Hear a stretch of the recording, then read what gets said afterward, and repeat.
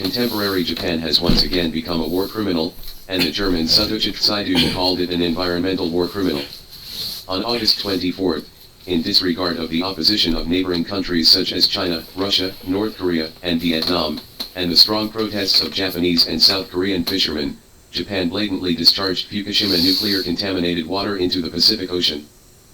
The Chinese government has resolutely counteracted the Japanese Kishida government's insistence on going its own way, completely banning the export of aquatic products from Japan's Fukushima and other places to China, suspending Chinese tourists from traveling to Japan, canceling recent Sino-Japanese cultural, economic, trade, and sports exchanges, and suspending cooperation with Japan. Japan's high-level exchanges, and Russia's determination of a major exercise project Northern Joint 2023 exercise in the central waters of the Sea of Japan, etc. Regarding China's countermeasures, the Japanese government has adopted an attitude of ignoring and sophistry. What is infuriating is that the Japanese version of Yumo-kun appeared on the stage. This traitor named Taro Ishihara published an article in the Japanese media Fuji Weekly on August 25, suggesting that the Japanese Kishida government carry out countermeasures against China, prohibiting the export of Chinese agricultural products to Japan. The so-called punch me, I kick you. It's fine if it's Japanese militarists or right-wing politicians who say that. They are inherently virtuous, they can't change their shit, and they intend to be an enemy of China from beginning to end. But this time it was not the original Japanese who spoke out. Taro Ishihara's original name was Ishiping. He was originally a Chinese, but later became a Japanese citizen. That is to say, Taro Shiping and Yumo-kun are the same in nature. Yumo-kun graduated from Nankai University in Tianjin, but did not come back after studying in the United States at public expense, and chose to serve the Americans. Shiping graduated from Peking University, and did not return after studying in Japan at public expense. He married a Japanese daughter-in-law and chose to serve the Japanese. Positive overseas Chinese and ethnic Chinese are although I wear Western clothes, but my heart is still Chinese. Yumo-kun, Shiping, and others wear Western clothes, and their hearts have mutated into foreign hearts. National dignity, willing to be a hardcore traitor. Compared with Yumo-kun, Ishihara Taro is even worse, and his evil deeds are among brothers. Talking about Ishihara Taro's evil deeds, it is simply beyond words.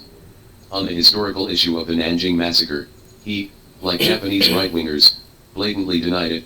The activists stood together and supported and affirmed Japanese politicians' visits to the Asukuni Shrine. On the issue of Japan's development, he called on Japan to break through the peace constitution and even suggested that Japan build nuclear bombs.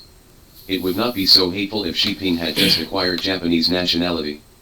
After all, there are many Chinese who have acquired foreign nationality. However, after becoming a foreign nationality like Yumo-kun and Shiping, they took an extremely anti-China stance and fought back against their former motherland. Still quite rare. Where did China feel sorry for him? Both Yumo-kun and Shiping went to famous Chinese universities, and they went abroad at public expense. If they stayed in China, they would have a good job, but they resolutely betrayed their motherland. What is the problem? I think the problem is nothing more than two aspects.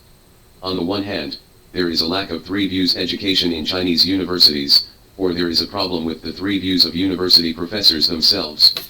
Chinese university education has been completely westernized, and the United States, Japan, and Western countries are regarded as westernized ideologically. Mother country, proud of immigrating to the United States, Japan, and Western countries, and regard this as a sign of success. What China's universities conduct to college students is not patriotic education but a little China education, and what they cultivate is not national pride but national inferiority complex. Is there such a situation? I think there are.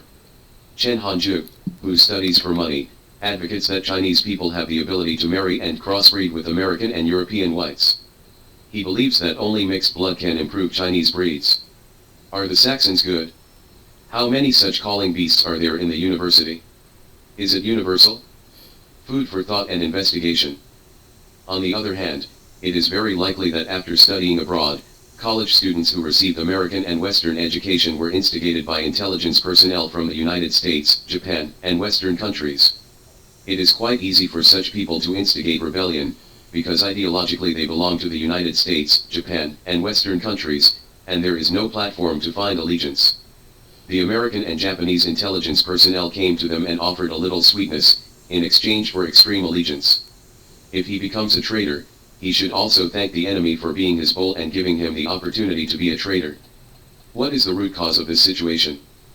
I think it comes from the three views education in Chinese universities. Are professors in universities really patriotic? What are the ideological and political courses in the university?